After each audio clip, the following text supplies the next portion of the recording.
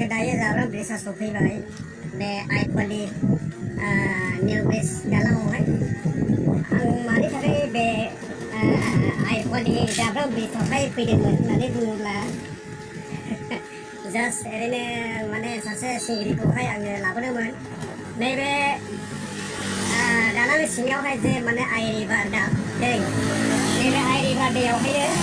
दुगैनो थाखायहाय सासे सिंगिरिखौहाय आङो लिंबोनायखाय लानानै फैनाय जादोंमोन आरो दायो बिसोरखौ आङो दोननानैहाय फैनाय जाबाय नैबे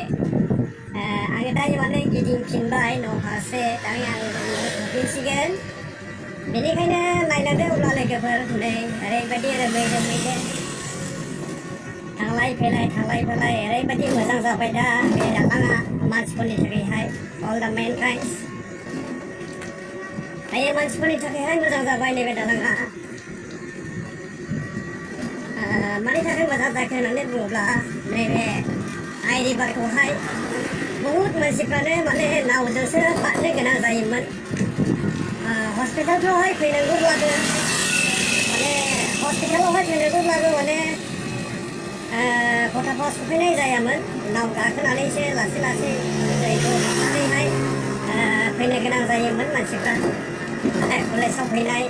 ओमफ्राय ओरैनो अफिस बादालिफ्रावहाय फैनाय बेफोरबायदि गासैबो मानसिफ्रा दायो माने गोजोननायखौ मोनबाय नैबे दालांखौ बानायनो थाखायहाय नैबे दालांखौहाय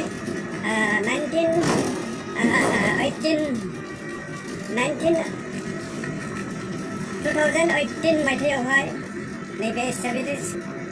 ब्रिजखौहाय माने इस्टाब्लिस खालामदोंमोन श्रीजुत हाग्रामा महिलारि सारानो बेखौहाय बेखेवनानैहाय होदोंमोन फाउन्डेसन खालामनानै होदोंमोन ओमफ्राय दायो माने नायलांदो बेसेबां गोलाव बियो मथा मथि 1000 फिटसो जागोन नामा गोलावा बेफोरबायदि आरोखि